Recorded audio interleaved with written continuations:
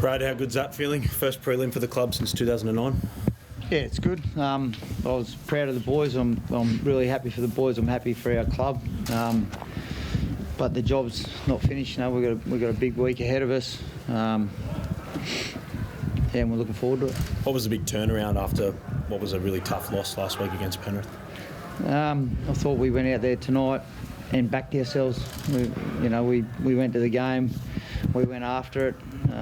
Maybe against Penrith, I thought we were a bit tentative and didn't play to our strengths. And tonight, we're a team that we just got to go after the game and see what happens. What sort of birthday present do you get for your halfback after a performance like that? Yeah, he's very good. There was talk about him not being able to handle the pressure. I think he showed he can handle the pressure tonight. Especially after everything that went through the week, is there any doubt that he might not be right to play? No, after the game, last week he was playing. So, obviously we need to check off all the right protocols and make sure his health was a priority, but he was committed to getting himself right. He's done a really good job over the last 3 weeks. We had to win our last 3 games to give ourselves a chance in the top 4. And Mitchell stood up and delivered for us. At that moment, obviously, where he came off in the second half, was there any temptation to just hold him back just to avoid any potential risk of another injury? Oh, I didn't even think of it, no. Going up to North Queensland. Brad, it's a tough road trip and it'll be tough conditions as well.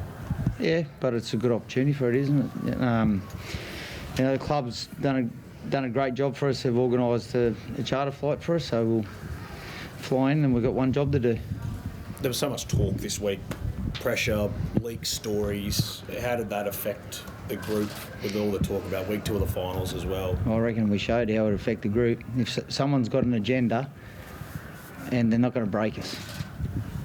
Do you feel like there is some kind of agenda? Yeah, well, there's some personal interest, and so whoever's got the agenda, you're not going to break. You're not going to break this group. We've worked too hard. About the playing group and what's that? I'm saying a lot was said about the playing group and whether they're united and in regards to the way they feel about the team and factions within the team.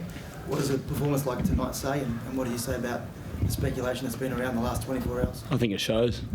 Went out there, played the footy we wanted to, come back, as you guys said, off a tough loss to Penrith, and bounce back like that. As Brad said, not many things will break us as a group, so to be able to put that performance in after the last 24 hours, which I don't even know where it came from, it's very pleasing.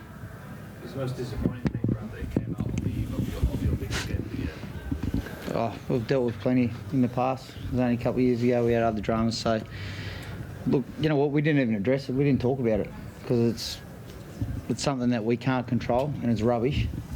And the boys just want to go and have a bit of fun and play for each other, and that's what they're doing. Is that something you've learned, Brad, over the years, to not buy into it, to realise that? Yeah, well, when I probably first started coaching, I definitely would have worried about it or bought into it or had some commentary around it. But all we can control is, the thing is, I've got the confidence in this group, and I know exactly what's in that dressing sheds, and it didn't even feel the need to talk to anyone about it.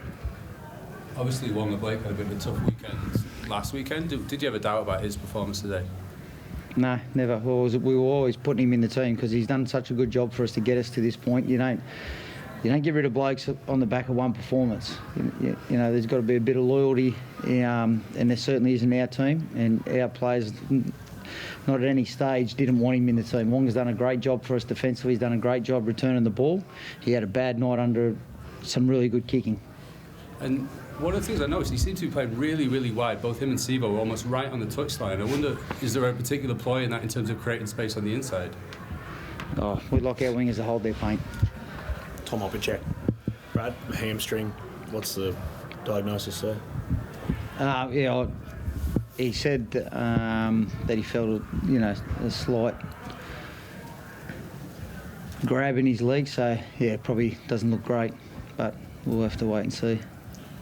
Brad, just on the tentativeness you talk about, going after it, how do you obviously you can't afford to do it next week against the Cowboys, so how do you combat that, I guess? Well, we've got nothing to lose, and that's what we talked about. We've got nothing to lose, just go after the game. You know what, that's our strength. And there's maybe we built the game up too much against Penrith, and that comes back to me. So, I need to wear that. But at the end of the day, we've got an opportunity next week, and we're going to go after it.